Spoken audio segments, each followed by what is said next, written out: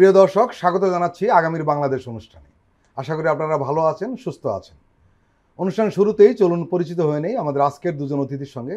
আজকে আমাদের সঙ্গে রয়েছেন professor doctor A K Enamul Haque, মহাপরিচালক, বাংলাদেশ উন্নয়ন গবেষণা প্রতিষ্ঠান BIDS। প্রফেসর হক দীর্ঘ কর্মজীবনে বিশ্বব্যাংক, international union for conservation of nature, save the children, international finance corporation, UNDP সহ জাতীয় ও আন্তর্জাতিক বিভিন্ন সংস্থায় গুরুত্বপূর্ণ দায়িত্ব পালন করেছেন। আরও রয়েছেন সাংবাদিক সুলতান মাহমুদ, দৈনিক আমার দেশের ডেপুটি এডিটর। দীর্ঘদিন উনি অর্থনৈতিক বিভাগে সাংবাদিকতা করেছেন। আপনাদের দুজনকেই স্বাগত। প্রফেসর হক, জুলাই গণঅভ্যুত্থান দিবস উপলক্ষে এক আলোচনা সভায় অর্থ উপদেষ্টা সালেউদ্দিন আহমেদ বলেছেন যে আর্থিক খাত মোটামুটি ঘুরে দাঁড়িয়েছে। এ খাত ICUতে ছিল, সেখান থেকে আরও আগে একটু বেরিয়ে এসছে। অর্থাৎ অর্থনীতিটা কেবিন থেকে এখন বাড়ি ফিরে আসছে। এই যে সামনে এগিয়ে যাওয়ার পালা উনি বলেছেন, এই এগিয়ে যাওয়ার গতিটি এখন কেমন? আসলে অর্থনীতি একটা ভঙ্গুর অবস্থায় ছিল, সেখান থেকে ঘুরে দাঁড়িয়েছে সত্য। আপনি পৃথিবীর ইতিহাসে পাবেন না যে বাংলাদেশ ব্যাংকের সেন্ট্রাল ব্যাংকের গভর্নর পালিয়ে গেছে। এটাই আপনাকে বোঝাবে অর্থব্যবস্থা কেমন, মানে এই পুরা খাতটা কোথায় ছিল। কারণ এটা অস্বাভাবিক, কারণ গভর্নর কখনো এরকম কাজ করেন নাই, কারণ গভর্নরের কাজ কিন্তু এতটা পলিটিক্যাল না। তো সেই ক্ষেত্রে এটাই বোঝা যায় যে অবস্থা খুবই খারাপ ছিল। এবং চমৎকার উদাহরণ দিয়েছেন শুরুতেই। সুতরাং সেভাবে চিন্তা করেন, সেখান থেকে এখন আমি বলবো যে হ্যাঁ, অর্থনীতি ঘুরে দাঁড়িয়েছে।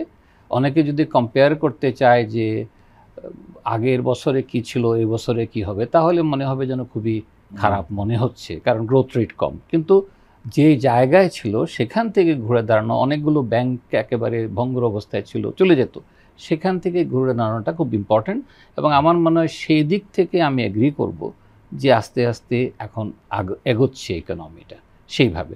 তবে সময়ের সাথে এটা আরও সময় লাগবে, এই সেন্সে যে একটা ইন্টারিম গভর্নমেন্ট আপনি আশা করবেন না বিশাল পরিবর্তন করতে পারবে। মানে আমি এভাবে দেখি, অর্থনীতির ভিতটা ধসে গিয়েছিল, আপনি ভিতটা তৈরি করলেন 1 বছরে, এখন চিন্তা করতে হবে গতিটা কেমন হবে। আমি সেইভাবে দেখি, রাদার দেন থিঙ্কিং যে গতিটা কোথায় ছিল। গতিটা কমে গেছে ডেফিনেটলি, কারণ সেটা ভিতের ধসের কারণে।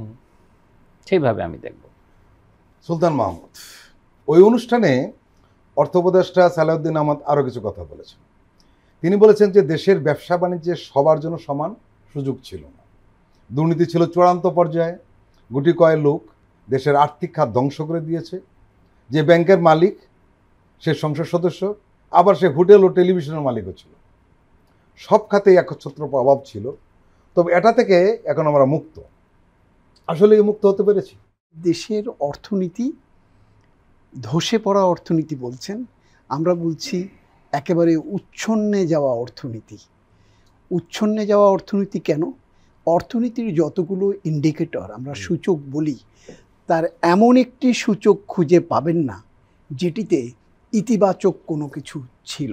এবং সেটি কিন্তু ইচ্ছাকৃত অনিচ্ছাকৃত আপনি যদি বলতে চান, তাহলে একেবারে টোটালটাই এই দেশের অর্থনীতিকে ফোকলা বানিয়ে ফেলবার যতগুলো পথ ছিল, সেটি বিগত 15 বছরে ধাপে ধাপে সেগুলোকে শেষ করে দেওয়া হয়েছে। একটি সিঁড়ি উঠতে গেলে যেভাবে ধাপে ধাপে উঠতে হয়, নামতে গেলেও কিন্তু ধাপে ধাপে নামতে হয়। কিন্তু আওয়ামী লীগ সরকারের 15 বছরে ধাপ না, লাফিয়ে লাফিয়ে সেই অর্থনীতির ধসটাকে বাংলাদেশের মানুষের ললাটে লেপ্টে দেওয়া হয়েছিল।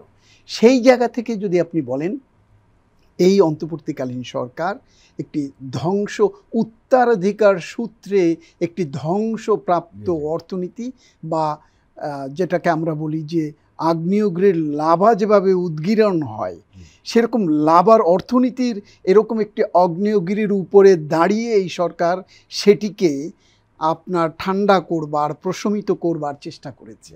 এবং শুরুতেই যে কাজটি করেছে, কত দূর এগোতে পেরেছে সেটি আমি না গিয়ে যদি বলি, অসংখ্য ছিদ্র তৈরি হয়েছিল অর্থনীতির, সেই ছিদ্রগুলো বন্ধ করেছে। প্রথম কাজটি তারা খুব সুচারুভাবে করেছেন। তৎকালীন সরকারের আষ্টে পৃষ্ঠে যারা জড়িত ছিল, ডানে বামে সামনে পেছনে, তারা একটি গোষ্ঠী, চিহ্নিত গোষ্ঠী। এবং তারা কোথায়? তারা সংসদে ছিল, তারা রাজপথে ছিল, তারা ব্যবসা বাণিজ্য ছিল, তারা মিডিয়াতে ছিল। এমন কোনো জায়গা নাই। এবং এই লোকগুলো ঘুরে ফিরে একই জায়গায়। আপনি দেখবেন একটি ব্যক্তির কাছে 11টি ব্যাংক ও আর্থিক প্রতিষ্ঠান, চিন্তা করা যায়। একটি গ্রুপ অফ কোম্পানির কাছে 5টি মিডিয়া, স্টিল নাও এখনো পর্যন্ত আছে।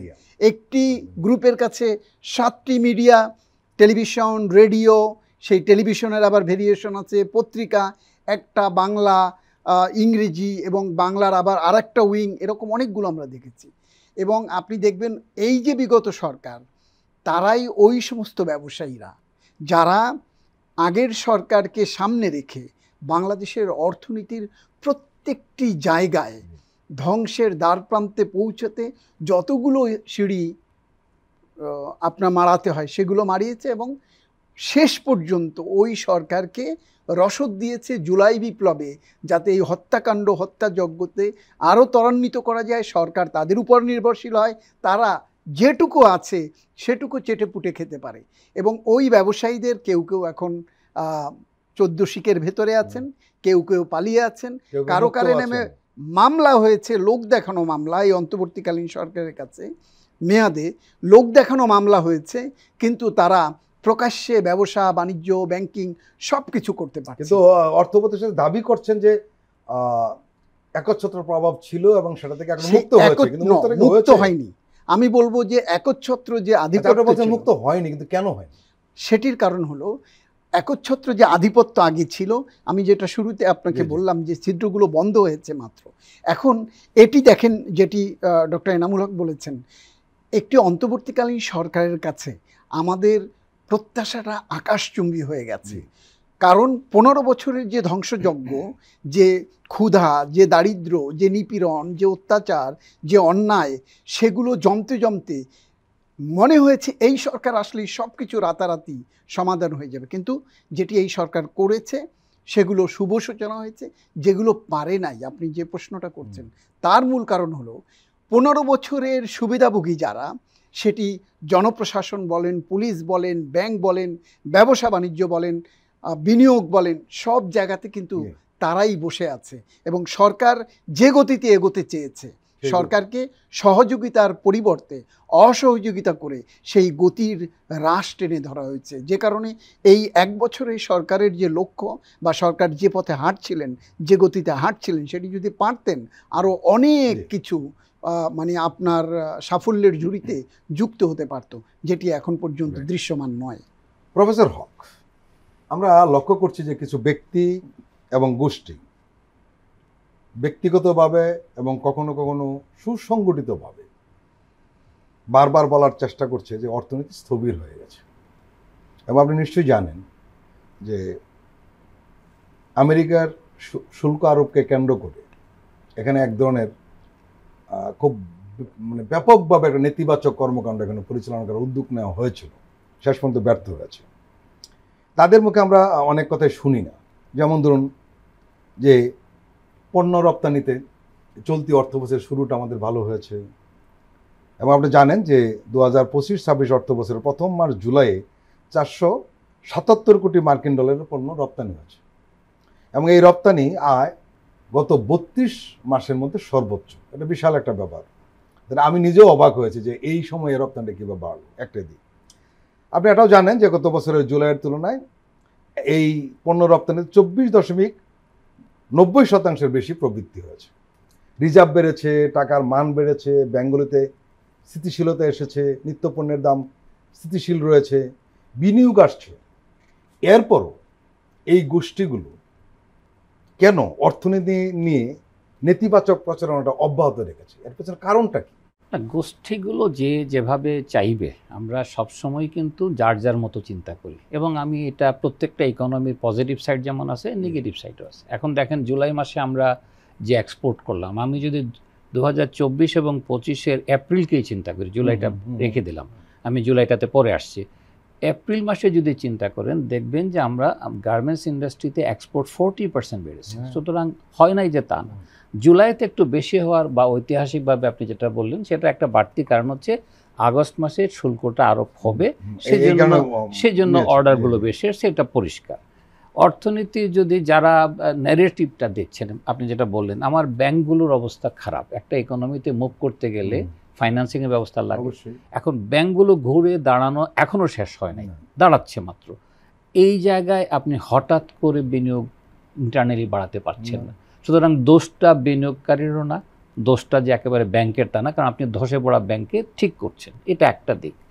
আরেকটা দিক হচ্ছে যে যারা, যেটা আপনি সুলতান সাহেব বললেন, সেটা খুব ইম্পর্টেন্ট। সেটা হচ্ছে যে একটা গ্রুপ অফ পিপলের কাছে, তারাই পার্লামেন্টে, তারাই এক্সপোর্টে, তারাই ব্যাংকে, এই অবস্থা যখন পরিবর্তন হলো, তাহলে অনেকে দেশে নাই, অনেকে জেলে আছে। সুতরাং আপনি হঠাৎ করে বিনিয়োগকারী আবিষ্কার করতে পারবেন না। সুতরাং সেই অর্থে আপনি দেখবেন যে হ্যাঁ, কিছুটা স্থবিরতা আপনি দেখতে পাচ্ছেন। এখন গ্রোথ রেট 4%-এর কাছে, যেটা একসময় 6% ছিল। যদিও আমাদের একটা স্টাডি, ডক্টর জাহিদের স্টাডি বলছে যে 4%টা একটু ইনফ্লেটেড, আসলে এতটা ছিল না, বাট দেখানো। বাট এটা তো প্রমাণিত, পরবর্তী সময় আমরা জানতে পেরেছি যে আসলে কিছুটা সেটা ছিল। কিন্তু তার সত্ত্বেও ইকোনমিকে আপনি ইন্টারিম মুভমেন্ট সময়ে এর চেয়ে বেশি করা খুব ডিফিকাল্ট। আপনি যদি সময়টা বাড়তি না দেন, যারা ইনভেস্টার তারা চিন্তা করবে যে আমি রুল চেঞ্জটা দেখতে চাই। আমি যখন বলছি যে আমি ইকোনমিতে নতুনভাবে সাজাতে চাই, নতুনভাবে সাজানো মানে কি, যে আমার পলিটিক্যাল ফেভারিটিজম হয়তো ফিরে আসবে, সেটা আসবে কি আসবে না সেই রুল চেঞ্জ আমি দেখতে চাই। সেই জন্য অনেকে সংস্কারের জন্য অপেক্ষা করছে। সব সংস্কার এখনো হয় নাই, যেহেতু সব সংস্কার হয় নাই, সবাই অপেক্ষা করছে। আপনি দেখেন, এইভাবে চিন্তা করেন, একটা এনবিআর এর পরিবর্তন গভর্নমেন্টকে নাস্তানাবুদ করে ফেলছে। এনবিআর এর পরিবর্তন শেষ পর্যন্ত গভর্নমেন্ট দাঁড়িয়েছে বলে এটা সম্ভব ছিল। আপনি দেখেন, সরকারি যদি দেখেন, আমাদের সাধারণভাবে দুর্নীতি একেবারে 100% বন্ধ হয়ে গেছে না, বন্ধ হয় নাই। এবং এখন আমি যদি প্রশ্নটা এভাবে করি যে আমার মন্ত্রী দুর্নীতিবাজ না, মন্ত্রী বলতে উপদেষ্টা, তাহলে দুর্নীতি কোথা থেকে আসতেছে? তার মানে দুর্নীতির সূত্র বা শিকড় মন্ত্রীদের হাতে ছিল না, যে জায়গায় ছিল সেটা আমাদের আমলাদের হাতে। এই শিকড় তো আপনি শিকড়টা খুব গভীরে, এবং এটা যেহেতু আপনি উৎপাদন করতে পারেন নাই, সুতরাং আপনি আশা করবেন না যে রাতারাতি ইকোনমি বদলে গেছে। সুতরাং অনেকগুলো দিক দেখে আমি বলতে পারবো যে হ্যাঁ, ইকোনমি কোন দিকে যাচ্ছে, কিভাবে যাচ্ছে। এর সাথে কেউ হতাশা ব্যক্ত করবেন যে কিছুই পারে নাই, এটাও বলবে। আবার কেউ বলবে না, লুক, আমি যে জায়গায় ছিলাম সেখান থেকে কিভাবে দাঁড়িয়েছি। আমার প্রশ্নটা সেইখানে যে আপনি অর্থনীতিবিদরা যে ধরনের আলোচনা করছে একেবারে সরলীকরণ করে, কিন্তু একটা তুল্যমূল্য বিচার করবে তো, যে কোন অবস্থায় পৌঁছেছিল, এখন কোন অবস্থাতে। সব অর্থনীতিবিদ না, কিন্তু কোনো অর্থনীতি, একটা গোষ্ঠী, আমি এখানে বলেছি একটা গোষ্ঠী, নির্দিষ্ট একটা গোষ্ঠী, এরা এটা কাজটা করেছে।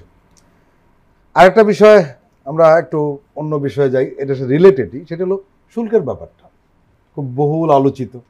ট্রাম্প এসে সারা দুনিয়ার আসলে উলটপালট করে দিয়েছে। এবং আপনি জানেন যে বাংলাদেশের রপ্তানি পণ্যে যুক্তরাষ্ট্রের 20% পাল্টা শুল্ক বৃহস্পতিবার থেকে কার্যকর হচ্ছে। শুল্ক আরোপের আগে বেশিরভাগ দেশের পণ্যে মোটামুটি একই হারে শুল্কটা আদায় করতো দেশ, কিন্তু এখন দেশভেদে আলাদাভাবে শুল্ক এখন নির্ধারণ করেছে। এতে যুক্তরাষ্ট্রে পণ্য রপ্তানিতে প্রতিযোগিতার যে একটা হিসাব ছিল সেটা কিন্তু বদলে গেছে। ভারতের উপর 50% শুল্ক আরোপ করেছে ওয়াশিংটন। বিশ্লেষকরা বলছেন যে এতে সুবিধা পাবে বাংলাদেশ। আরও বলা যায় যে ভালো অবস্থানে রয়েছে বাংলাদেশ। তৈরি পোশাক শিল্পের মালিকদের সংগঠন বিজিএম এর সহসভাপতি এনামুল হক খান মিডিয়াকে বলছেন যে ভারত ও চীনের চেয়ে পাল্টা শুল্ক কম হওয়ায় আমরা সুবিধাজনক জায়গায় অবস্থান করছি, ফলে মার্কিন ক্রেতাদের কাছে একটা ইতিবাচক বার্তা যাচ্ছে এবং চীন থেকে অনেক ক্রয়াদেশ বাংলাদেশে স্থানান্তরিত হবে বলে উনি আশাবাদ ব্যক্ত করছেন। আপনি এই বিষয়টিকে কিভাবে দেখছেন? প্রথমত, ক্রয়াদেশগুলো বাংলাদেশের দিকে আসবে, এটা সত্য, এবং এতে বাংলাদেশের এক্সপোর্ট বাড়বে, এটাও আমি আশা করছি। আপনি বললেন ভারতের সাথে আমাদের শুল্কের ডিফারেন্স আছে, তবে ভারত আমাদের সাথে কম্পিটিটর না গার্মেন্টস, আমাদের সাথে কম্পিটিটর ভিয়েতনাম। সুতরাং সেই হিসাবে ভিয়েতনামের সাথে আমাদের কম্পিটিশন থেকে যাবে, নাকি তো আমরা সমানই আছে, প্রায় সমান। এই জন্য বললাম কম্পিটিশন থেকে যাবে। তবে বাড়তি একটা চাপ আসবে ভিয়েতনামের উপরে, সেটা হচ্ছে ভিয়েতনামে প্রচুর চাইনিজ ইনভেস্টমেন্ট আছে, জি জি সেটাকে ধরে আমেরিকান গভর্নমেন্ট কিছু চিন্তা করবে। সুতরাং বাংলাদেশ একটা সুযোগ আছে। তো সুযোগ যে নাই সেটা বলবো না, এই সুযোগটা কার্যকর করতে গেলে আমাদের গার্মেন্টস শিল্প সেই সুযোগের অপেক্ষায় থাকবে আমি জানি, কিন্তু এটাও বুঝতে হবে ভিয়েতনামের পণ্য যেগুলো, যে গ্রুপ অফ গুড প্রোডাক্টস আর আমাদের গ্রুপ অফ প্রোডাক্টস এক না। আচ্ছা সুতরাং এটাও মাথায় রাখতে হবে যে একেবারে ওদের সব প্রোডাক্ট আমাদের এখানে আসবে না। তাদের যেখানে $132 বিলিয়ন এক্সপোর্ট, সেখানে আমাদের $40 বিলিয়ন এক্সপোর্ট। সুতরাং রিমেম্বার আমরা আমাদের চেয়ে তাদের টোটাল এক্সপোর্ট বান্ডেল অনেক বড়। গার্মেন্টসে আমরা কাছাকাছি, কিন্তু অন্যান্য প্রোডাক্ট তাদের আছে। সুতরাং আপনি সুযোগ দেখছি আমি, কিন্তু এই সুযোগ কাজে লাগাতে গেলে দেশে ইনভেস্টমেন্ট লাগবে। আপনি আজকে যদি গার্মেন্টস ইন্ডাস্ট্রিকে আমি বলি ডাবল করো উৎপাদন, আমার ইনভেস্টমেন্ট লাগবে। এই ইনভেস্টমেন্টটা ইম্পর্টেন্ট। এটাকে টার্গেট করে ইভেন ফাইন্যান্সিয়াল সেক্টরগুলোকে রিঅর্গানাইজ করা উচিত। এখন আমার যদি ব্যাংক যদি বলে যে 15% ইন্টারেস্ট রেট, তাহলে হবে না। সুতরাং আমি এখনো মনে করি যে এটা আমাদেরও চিন্তা করতে হবে। শুধু যে আমেরিকা আমার এক্সপোর্ট বাড়িয়ে দেবে তা না, আমার নিজস্ব চিন্তা ভাবনাটাও আনতে হবে। আমার কাছে মনে হচ্ছে এটা শুধু এক হাতে হবে না। যদি তারা চায়ও যে আমি এক্সপোর্ট বাড়াও, আমার ইনভেস্টমেন্ট কোথায়? সব অনেক ইনভেস্টমেন্ট স্থবির হয়ে বসে আছে, এটাও সত্য। এবং এর বাড়তি কারণ অন্য কিছু বাদ দিলেও interest rate is very high. সুতরাং সেটাও আমাদের চিন্তা করতে হবে। প্রিয় দর্শক, আমরা এখন একটি বিরতি নিচ্ছি, আপনারা আমাদের সঙ্গেই থাকুন।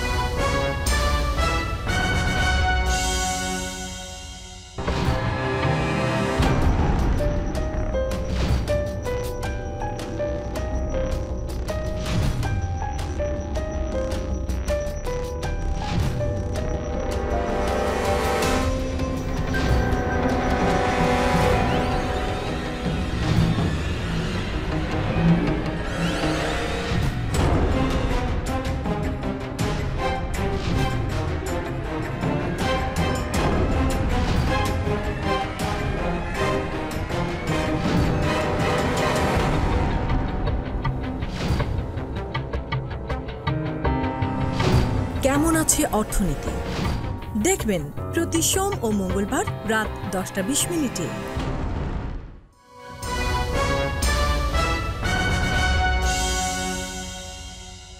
আবারও স্বাগত আগামীর বাংলাদেশ অনুষ্ঠানে। আজকে আমাদের সঙ্গে অতিথি হিসেবে রয়েছেন professor doctor AK Enamul Haque, Bangladesh উন্নয়ন গবেষণা প্রতিষ্ঠানের মহাপরিচালক। রয়েছেন আমার দেশের ডেপুটি এডিটর সুলতান মাহমুদ। সুলতান মাহমুদ, গার্মেন্টসের ব্যাপারে বেশি আলোচনা হয় এই কারণে, কারণ এটা আমাদের সবচেয়ে বড় আয়ের একটি উৎস, এবং আমরা যেটা আশাবাদ ব্যক্ত করছেন বিভিন্ন ব্যবসায়ী, এর আশাবাদের কারণও কিছুটা রয়েছে, আমরা কিছু লক্ষণও টের পাচ্ছি। আমরা জানতে পেরেছি যে বন্ধ হয়ে যাওয়া অনেক গার্মেন্টস ফ্যাক্টরি আবার চালু করার একটা উদ্যোগ নেওয়া হয়েছে। বড় বড় ব্যবসায়ীরা এই বন্ধ হয়ে যাওয়া গার্মেন্টস কেনার চেষ্টা করছে, খোঁজখবর নিচ্ছে যে কীভাবে কেনা যায়। আরেকটা খবর রয়েছে খুব ভালো, সেটি হলো যে বেক্সিমকো টেক্সটাইলের জন্য একটা বড় সুযোগ তৈরি হয়েছে। তাদের বন্ধ কারখানা চালু করার জন্য $20 মিলিয়ন একটা চুক্তি হয়েছে জাপানের সঙ্গে, এবং আপনি নিশ্চয়ই জানেন যেটা সরকার মধ্যস্থতা করছে। এর মানে এখানে এক ধরনের ইতিবাচক একটা আবহাওয়া তো তৈরি হয়েছে নাকি? মূলত ট্রাম্প প্রশাসন 70টি দেশের উপরে, এটি নট অনলি ফর বাংলাদেশ, 70টি দেশের উপরে এটি আরোপ করেন, এবং সেখানে আমাদের দিয়েছিল, আমাদের উপরে আরোপ করেছিল। আমাদের এখন কিন্তু 7 থেকে 15% পণ্যভেদে এখনই আছে মানে গতকাল পর্যন্ত নতুন শুল্ক, এবং এই যে বাড়তি যে শুল্কটা সেটি 70টি দেশের উপরে বিভিন্ন জায়গায় বিভিন্নভাবে করেছে। এই বাংলাদেশ 3 দফায় আলোচনার শেষ পর্যায়ে এসে সেটিকে 20% এডিশনাল, আগে যেটি ছিল তার সাথে এডিশনাল, এবং সবার ক্ষেত্রেই ইন্ডিয়ার উপরে যে বাড়তি শুল্ক আরোপ যেটা করেছে, এর সুফল যেটি ডক্টর এনামুল হক বলেছেন যে ভারতের সাথে আমাদের কম্পেয়ার করবার কোনো সুযোগ নেই, কারণ ভারত আমাদের প্রতিযোগী বা প্রতিদ্বন্দ্বী নয়, অন্ততপক্ষে গার্মেন্টসের ক্ষেত্রে। ভিয়েতনাম যে প্রতিযোগিতার কথা বলা হচ্ছে, আমাকে জানতে লাগবে যে ভিয়েতনাম কোন প্রোডাক্ট মার্কিন বাজারে রপ্তানি করে। তারা করে হাই এন্ডের যে প্রোডাক্টগুলো, আর আমরা করি মিড এবং লো এন্ডের প্রোডাক্টগুলো। সেক্ষেত্রে ভিয়েতনাম আমাদের কম্পিটিটর নয়। এখন টেকনোলজি ট্রান্সফার বা বিনিয়োগ ট্রান্সফারের যে বিষয়টি আপনি বলছেন, সেটি বাংলাদেশে সুযোগ আছে। কখন সুযোগ আছে সেটি ডিপেন্ড করবে ক্রেতাদের আগ্রহের ভিত্তিতে। যে দেশ থেকেই যেভাবে যে রেটেই আপনি পণ্য এক্সপোর্ট করুক না কেন বা ইম্পোর্ট করুক না কেন, এটির দায় বর্তাবে ক্রেতাদের উপরে। সেক্ষেত্রে একটি ভাটা, একটি অনিশ্চয়তা বাংলাদেশের ক্ষেত্রে কিন্তু এখনই সম্পূর্ণ নিশ্চিত বা সুযোগ দ্বার উন্মোচিত হয়ে গেছে সেটি ভাবার কোনো সুযোগ নাই। এটি পর্যালোচনা করবার, অপেক্ষা করবার ব্যাপার আছে। আপনি যেটি বলছিলেন যে নতুন নতুন পুরনো বিনিয়োগ বা গার্মেন্টসগুলোকে আবার চালু করার, এটি আসলে সময় সাপেক্ষ এবং আপনার এটি আগ্রহটা তৈরি হচ্ছে, আমি সেটা রাতারাতি বললাম। সেটি হবে না। না, সময় তো কেন লাগবেই। হবে না? সেটি হলো যেটি ডক্টর এনামুল হক বলছিলেন যে দেশে বিনিয়োগের জন্য সবচেয়ে বড় দরকার হলো রাজনৈতিক স্থিতিশীলতা। এই রাজনৈতিক স্থিতিশীলতা একটি সুন্দর, সুষ্ঠু, গ্রহণযোগ্য নির্বাচনের মধ্য দিয়ে, যখন গণতান্ত্রিক সরকারের হাতে নির্বাচনী এই সরকার ব্যবস্থা পরিবর্তন না আসবে বা দায়িত্ব না পাবে, ততক্ষণ পর্যন্ত আপনার অভ্যন্তরীণ বিনিয়োগ যেমন বাড়বে না, তেমন ইন্টারন্যাশনাল ইনভেস্টমেন্ট যেটিকে আমরা বলি বা এফডিআই, ফরেন ডাইরেক্ট ইনভেস্টমেন্ট, এটি বারবারও কোনো সুযোগ নাই। তবে আমাদের যে জায়গাটাতে খেয়াল রাখতে লাগবে সেটি হচ্ছে আমাদের বিনিয়োগকারী, ব্যাংক, ব্যবসায়ী, এরা সবাই সতর্ক দৃষ্টি রাখছেন যে কোন সুযোগটি বাংলাদেশ নিতে পারে।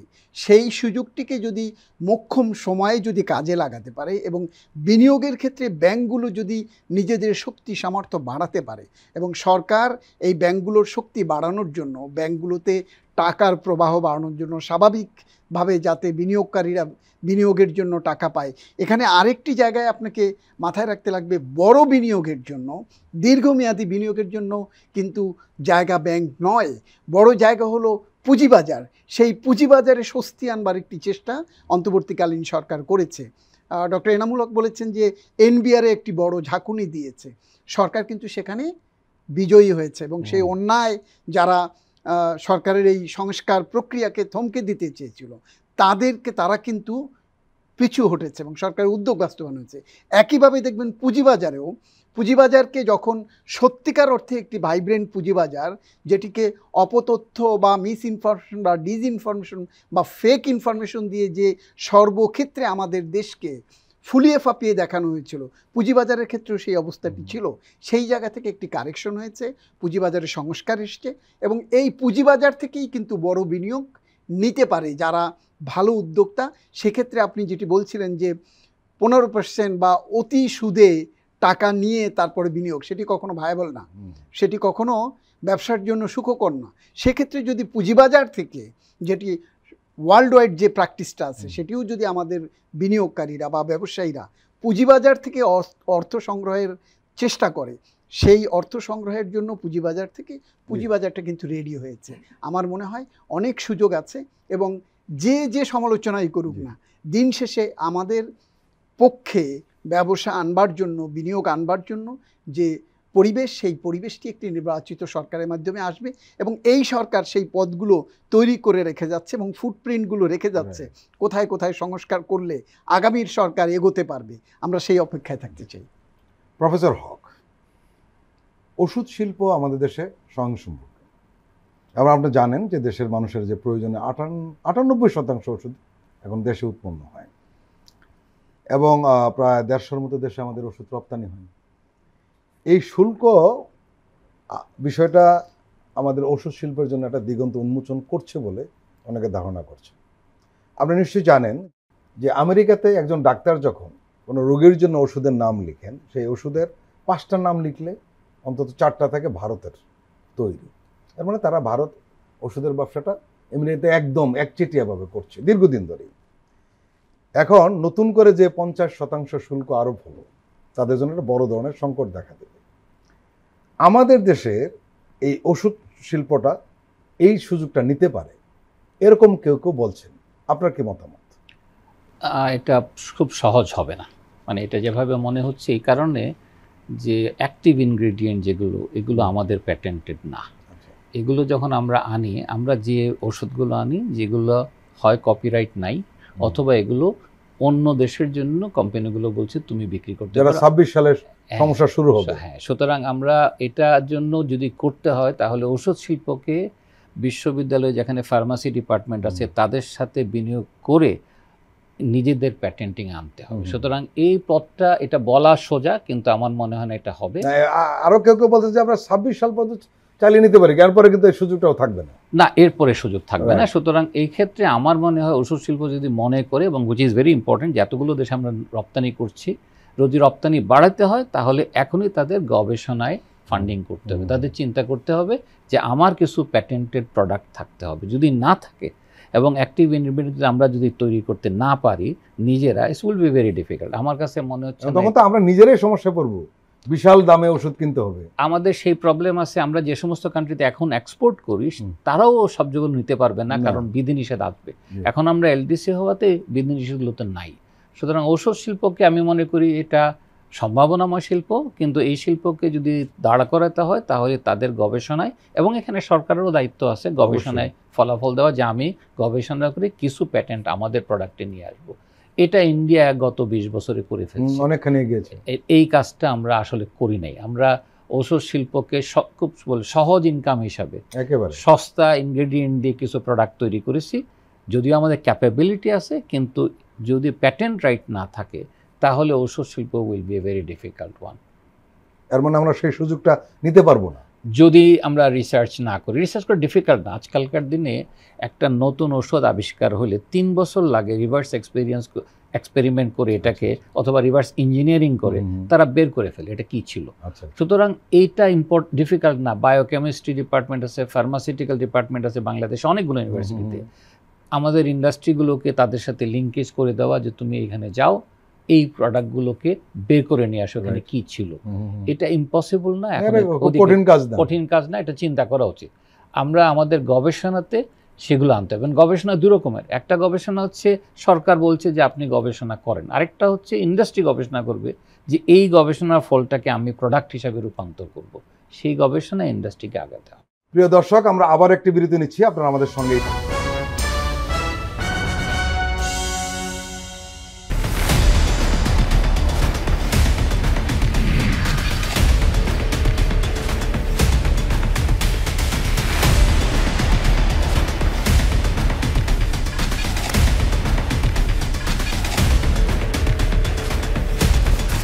নিপীড়নের স্মৃতি, প্রযোজনা মোহাম্মদ হাসান রিয়াদ ও গোলাম মোর্শেদ।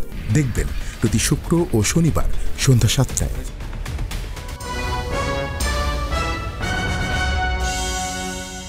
প্রিয় দর্শক, আবার স্বাগত আগামীর বাংলাদেশ অনুষ্ঠানে। আজকে আমাদের সঙ্গে আলোচনায় রয়েছেন প্রফেসর ডক্টর এ কে এনামুল হক, বাংলাদেশ উন্নয়ন গবেষণা প্রতিষ্ঠানের মহাপরিচালক। রয়েছেন আমার দেশ পত্রিকার ডেপুটি এডিটর সুলতান মাহমুদ। প্রফেসর ডক্টর মোহাম্মদ ইউনূস নিজে একজন অর্থনীতিবিদ, এখন আমাদের অন্তর্বর্তীকালীন সরকারের প্রধান উপদেষ্টা। কেউ বলেন যে আমাদের অর্থনীতির যে গতিটা চালু হয়েছে, স্থবির অবস্থা থেকে বেরিয়ে আসতে পেরেছে, তার অবদানও অনেকখানি, কারণ যেহেতু এই বিষয়টা বুঝেন। আমরা দেখেছি যে কতগুলি বিষয় ওনার অনেক ডেভেলপ হয়েছে। বিশেষ করে একটা বিষয় অনেকে আলোচনা আনে না, সেটা হলো আমাদের রিজার্ভের বিষয়টা। আমাদের রিজার্ভ আরও বাড়ত যদি আমরা বৈদেশিক লোন পরিশোধ না করতাম, কারণ এত বাজে লোন নিয়েছে পতিত সরকার। এই লোন পরিশোধ করতে করতেই সরকারের না বিশ্বাস অবস্থা, এবং সেটাও একটা জায়গায় পৌঁছেছে, এবং লোন পরিশোধ করেছে সম্ভবত $4 বিলিয়ন। উনি একটা অর্থনীতির নতুন দিগন্তের কথা আমাদের শোনাচ্ছেন। সেটা হলো সমুদ্র, যেটা আমাদের দেশের একটা বিরাট সম্পদ। আপনি নিশ্চয়ই জানেন, আমাদের দেশের সাধারণ মানুষের ধারণা একটা সমুদ্র আছে, সেখানে জাহাজ আসবে, মালামাল আসবে যাবে, কিছু মাছ টাছ মারবে, মাঝে মধ্যে কিছু তেলের খনির জন্য খোঁজখবর নেবে, বাস শেষ। একদম একটা সরলীকরণ হিসাব। এটা শুধু সাধারণ মানুষ আমরা করছি তা না, অর্থনীতিবিদরাও কিন্তু এই বিষয়টি নিয়ে আলাদা করে কিছু বলেনি। কিন্তু উনি কি বলছেন? উনি বলছেন যে সমুদ্র হতে পারে বাংলাদেশের অর্থনীতির হৃৎপিণ্ড, এবং এটাকে অনেক কাজে ব্যবহার করা যেতে পারে, এবং এটা একটা বিশাল ব্যাপার। এবং উনি এটা বলেছেন যে আমাদের দেশের যে স্থলবেষ্টিত যে জায়গাটুকু আছে, এর যে আয়তন, তার চেয়ে অনেক বেশি আয়তন আমাদের সমুদ্র সীমানায় রয়েছে। এই যে তার চিন্তার একটা মৌলিক চিন্তা উনি সামনে নিয়ে আসছেন অর্থনীতিতে, এই বিষয়টি আপনি কিভাবে দেখছেন? আমাদের সমুদ্র কে ঘিরে আমাদের যে সম্পদ আছে, আপনি যে কথাগুলো বললেন যে সাধারণ মানুষের ধারণা যে এখান থেকে মাছ আহরণ বা সেখান থেকে কিছু তেল, গ্যাস, খনিজ সম্পদ আহরণ সেটির মধ্যেই সীমাবদ্ধ থাকবে। এবং আসলে বিষয়টি কিন্তু সাধারণ মানুষ বলেন, ইভেন দ্যাট শিক্ষিত আমরা সমাজ যাদেরকে বলি, তাদের মধ্যেও এই ধারণাটি, স্বাভাবিক ধারণাটাই লালন পালন হচ্ছিল। যদিও এই একটি বিষয় খুব গুরুত্বের সাথে ইন্টারন্যাশনাল আমাদের যে আমরা যেটা বলি সমুদ্র বাউন্ডারি আমাদের যেটা আছে, সেই বাউন্ডারির হিসেব যদি আপনি করেন, অর্থ উপদেষ্টা যেটা বলেছেন, আমাদের স্থলভাগের যতখানি সীমা তদ্রূপ আমাদের সমুদ্র সীমাও ততখানি, তার আয়তনও বেশি। সেই অর্থনীতিকে বা সেখানটা থেকে কাজে লাগানোর যে উৎসগুলো, সেগুলোকে আমরা ফাইন্ড আউট কখনো করি নাই বা করার চেষ্টা কখনো কখনো হয়েছে, সেটি আংশিক বা উদ্যোগ নেওয়া হয়েছে, কিন্তু সেই উদ্যোগের প্রতিফলন আমরা কখনো দেখতে পাইনি। এখন প্রধান উপদেষ্টা যে কথাটা বলেছেন, সেটিকে যদি আপনি একটু বিশ্লেষণ করেন, দেখবেন যে আমাদের স্থল সীমার চারোপাশে কিন্তু সমুদ্র দ্বারা বেষ্টিত একরকম। উনি কোন জায়গায় বলেছেন শুধু সমুদ্র সীমা ব্যবহার করে শুধুমাত্র মাছ আহরণ সেটিই না, ব্লু ইকোনমি যেটা আমরা নীল অর্থনীতি যেগুলো বলি, সেটির পাশাপাশি আন্তর্জাতিক বাণিজ্যকেও কিন্তু উনি সম্প্রসারণের একটি আভাস দিয়েছেন, যে আমরা কিন্তু সমুদ্র পথেও আমাদের ইদানিং দেখবেন যে আমরা বিভিন্ন জায়গা থেকে বাণিজ্য বাধা যেগুলো নন ট্যারিফ ব্যারিয়ার সেটি আসছে। আমরা পার্শ্ববর্তী দেশের সাথে আমরা দেখলাম যে না, সেখান থেকে আমরা যে বাণিজ্যটা করছিলাম তাদের উপরে গিয়ে বা তাদের দেশ থেকে সেই জায়গাটাতে ব্যারিয়ার আসছে। তো ইন্টারন্যাশনাল ব্যারিয়ার যখনই আসছে বা পার্শ্ববর্তী দেশ থেকে আসছে, যখনই বাধা আসছে তার বিকল্প কি উৎস আছে? আমি বলবো যে প্রধান উপদেষ্টা বিকল্প পথগুলোর যে আছে সেগুলোকে উনি বাতলে দিয়েছেন বা উন্মোচন করে দিয়েছেন, যে এই সুযোগগুলো কাজে লাগানো। তবে এখানটাতে সীমাবদ্ধতা আছে, আমাদের সীমাবদ্ধতা আছে কি দেখেন, সমুদ্র সম্পদ আহরণ, তেল, গ্যাস, খনিজ সম্পদ আহরণ এবং আমার যে সমুদ্র সীমায় আমি যে ব্যবহার করব, সেই সক্ষমতার জায়গায় আমরা অনেকটা পিছিয়ে আছি। আমাদের সমুদ্র সম্পদ আহরণের জন্য, স্বাভাবিক সমুদ্র সম্পদ আহরণের জন্য যে ধরনের আমাদের বড় জাহাজ থাকবার কথা, সমুদ্রগামী জাহাজ থাকবার কথা, সেই জায়গাটাতেও কিন্তু আমরা আধুনিক জাহাজের জায়গা থেকেও আমরা পিছিয়ে। আমাদের সেই জায়গাতে বিনিয়োগ বাড়াতে হবে। আপনার যে বন্দরের সংকট রয়েছে, আপনি নিশ্চয়ই জানবেন যে 2টি ডিপ সি পোর্ট আমাদের দেশের জন্য খুব জরুরি। সেখানে একটি ডিপ সি পোর্ট, আদৌ সেটি ডিপ সি পোর্ট হয়েছে কিনা, সোনাদিয়াতে যেটা বলা হচ্ছে সেটি আজও পর্যন্ত পরিপূর্ণতা পেয়েছে কিনা। যেখানে আরেকটি ডিপ সি পোর্ট হওয়ার কথা ছিল মংলায় আকরাম পয়েন্টে, সেটি কিন্তু একেবারে বেমালুম সেখান থেকে সরে গিয়েছে। তো যখন আপনার বিকল্প পথ খোলা না থাকবে, এখন প্রধান উপদেষ্টা যে পথ দেখিয়েছেন বা চোখে আঙুল দিয়ে দেখিয়েছেন একরকম যদি আপনি বলেন, সেটিকে উন্মোচন করতে বা কাজে লাগাতে হলে সেই ক্ষেত্রেও কিন্তু আপনার প্রচুর বিনিয়োগ দরকার। এবং ওই বিনিয়োগগুলো কিন্তু অভ্যন্তরীণ বিনিয়োগ দেওয়া হবে না, সেটা আন্তর্জাতিক বিনিয়োগ বা এফডিআই বা ফরেন ডাইরেক্ট ইনভেস্টমেন্ট, সেই চিন্তাটা ছিল না। আমি তো বললাম যে উনি দ্বার উন্মোচন করে দিয়েছেন। এবং আমি একটু আগে যেটা বলছিলাম যে এই সরকার অনেকগুলো ফুটপ্রিন্ট রেখে যাচ্ছে দেশকে আর্থিকভাবে এগিয়ে নেওয়ার জন্য, বিশ্বের বুকে মাথা তুলে দাঁড় করাবার জন্য কোন কোন পথে হাঁটতে হবে তার কতগুলো ফুটপ্রিন্ট রেখে যাচ্ছে। এবং তার সাথে নতুন ফুটপ্রিন্ট, নতুন ইঙ্গিত দিয়ে গেলেন এই সমুদ্র সম্পদ থেকে। তো এটিকে যদি আগামী যারা সরকার পরিচালনায় আসবে বা ভবিষ্যৎ সরকার, তারা যদি এটিকে ধরে এগোতে পারে এবং বাংলাদেশ শুধুমাত্র এই যে তথাকথিত বা আপনার যেটা ট্রেডিশনাল বিজনেস আমরা যেটা বলি, যে আকাশ পথে বলেন, জাহাজ পথে বলেন, স্থলপথে যে বাণিজ্য আছে, তার বাইরেও আমাদের বাণিজ্য কিন্তু বহুগুণ বাড়ার সুযোগ রয়েছে। এখন সেই সুযোগ কাজে লাগানোর উদ্যোগ নিতে হবে। প্রফেসর মোহাম্মদ ইউনূস কিন্তু একটা কথা বলেছেন যে দেশের ভেঙে পড়া অর্থনীতিকে মজবুত করতে হলে আমাদের চিন্তায় মৌলিক পরিবর্তন আনতে হবে। এবং সেই মৌলিক পরিবর্তনের কথাটাই উনি মূলত পানিভিত্তিক অর্থনীতি যেটা বাংলা করা হয় সে কথা উনি বলছেন, যে এই বিষয়টাই, এই সম্পদটাকে আমাদের কাজে লাগাতে হবে, যে কথাটা আমরা এতক্ষণ আলোচনা করছিলাম। এবং এই আপনি নিশ্চয়ই জানেন যে এই পানির মধ্যে অপরন্ত সম্পদ, মৎস্য সম্পদ এগুলো রয়েছে, কিন্তু এই মৎস্য সম্পদকে কিন্তু আমরা ব্যবহার করি না। অনেক মাছ নষ্ট হয়ে যায়, আনতে আনতে নষ্ট হয়ে যায়, বরফ গলে যায় ইত্যাদি। এর জন্য একটা প্রসেসিং পদ্ধতি থাকতে পারতো, সেটা কিন্তু হয়নি, কোনো কিছু হয়নি। আর সবচেয়ে বড় কথা যেটা, সেটা হলো যে এত বড় আমাদের সমুদ্র বন্দর, কিন্তু আসলে যতটুকু কাজে লাগানো দরকার সে কাজে লাগাতে পারছি না। সেখানে সিস্টেমেটিক অনেক প্রবলেম রয়েছে। কন্টেনার নিয়ে কী হলো আপনি নিশ্চয়ই দেখেছেন, যে আনা নেওয়ার ব্যাপারে কী প্রবলেমটা হয়। এখন এই যে নতুন একটা মৌলিক চিন্তা আমাদের মধ্যে ঢুকিয়ে দিয়েছে প্রফেসর ইউনূস, এই বিষয়টিকে আপনি আমাদের অর্থনীতির সঙ্গে মিলিয়ে কিভাবে ব্যাখ্যা করবেন?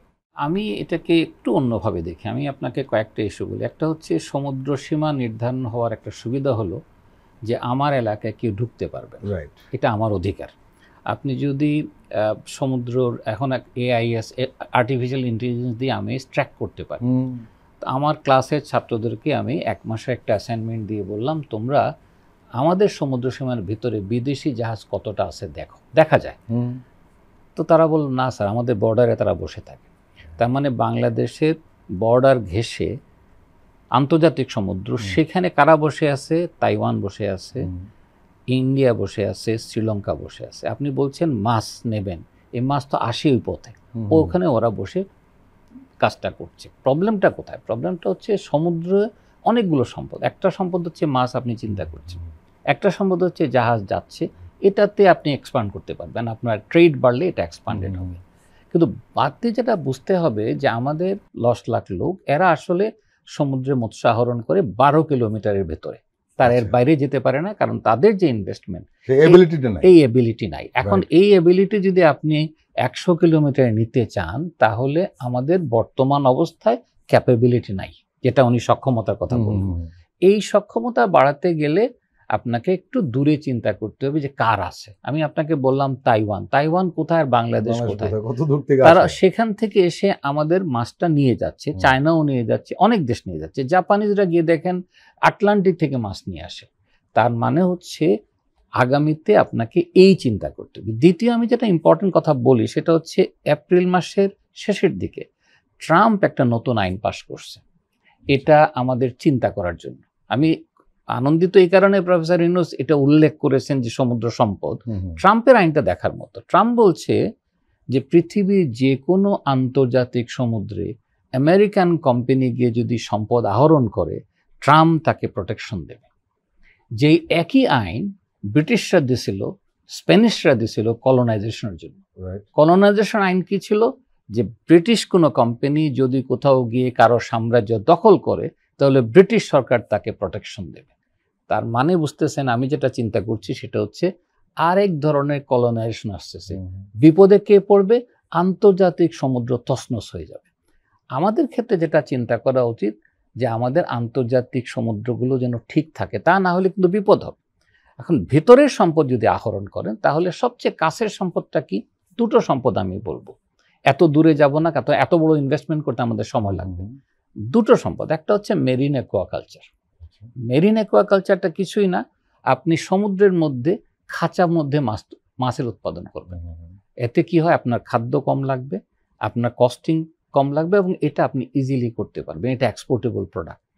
সুতরাং সেটা আমাদের দেশে আসা উচিত, কারণ এটা আমার ক্ষমতার মধ্যে, এটা আমার ক্ষমতার বাইরে না।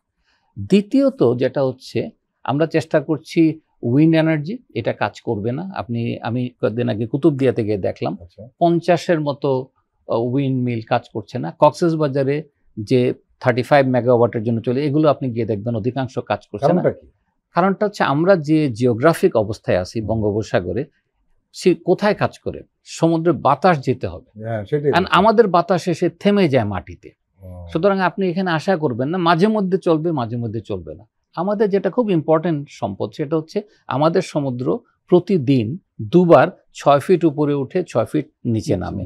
আপনি টাইডকে কাজে লাগিয়ে আপনি ইলেকট্রিসিটি তৈরি করতে পারেন, কারণ আপনার তো টারবাইন ঘোরানো দরকার। পানি আসবে, টারবাইন ঘুরবে, পানি নামবে, টারবাইন ঘুরবে। সো আপনি সেই টেকনোলজিতে যাওয়ার কথা। সো আমি মনে করি যে আমাদের কিছু স্পেসিফিক অ্যাডভান্টেজ আছে যেটা ইংল্যান্ডের নাই, তার এই 6 ফিট টাইট সে পায় না। আমি যে 6 ফিট টাইট পাচ্ছি সেটাকে ব্যবহার করা, এবং এটা করা যায়, সেই টেকনোলজি আমাদের হাতে আনতে হবে। দরকারও রিসার্চ করবে আমাদের ইঞ্জিনিয়ারিং ইউনিভার্সিটিগুলো কি করছে, বলে আমি এই টাইটকে টারবাইন তৈরি করাটা ইম্পর্টেন্ট না, ইম্পর্টেন্ট হচ্ছে এইটাকে ব্যবহার করে আমি কিভাবে ইলেকট্রিসিটি তৈরি করব। So that will be hour strategy.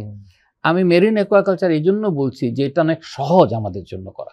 আপনি মেরিন ট্যুরিজমটা আসতেছে, মানুষ বলবে আমি জাহাজে গিয়ে ডলফিনের খেলা দেখব, আপনি দেখবেন মানুষ যাবে। আমাদের ট্যুরিজম সেক্টরকে ওশেন ফ্রেন্ডলি করা। আচ্ছা, আর আপনি যেটা বলছেন সমুদ্র থেকে তেল গ্যাস আহরণ, এটা আমাদের ক্ষমতার বাইরে, এটা আমাদের করতে সময় লাগবে, অথবা বিদেশি সম্পদ আনতে হবে।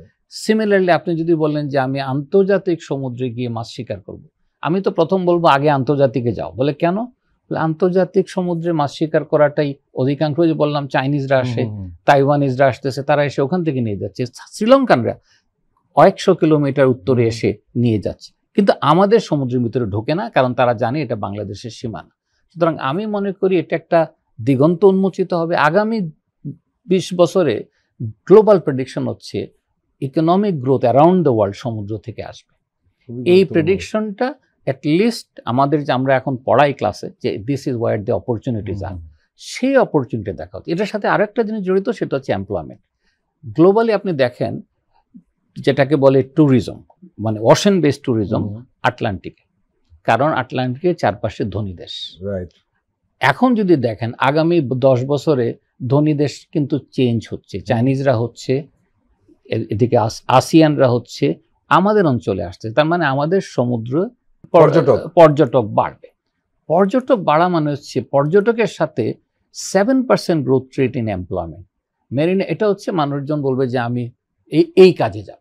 সুতরাং there is another sector coming. সুতরাং আমাদের চিন্তা করা উচিত যে কি কি সেক্টরে আমরা যাব এবং সমুদ্রকে টার্গেট করে সেই চিন্তাটা আসা উচিত। এই কারণে প্রফেসর ইউনূস বলেছেন যে গভীর সমুদ্রকে যদি আমরা ব্যবহার করতে পারি, তাহলে আমাদের অনেক মানুষের কর্মসংস্থানের ব্যবস্থা হবে।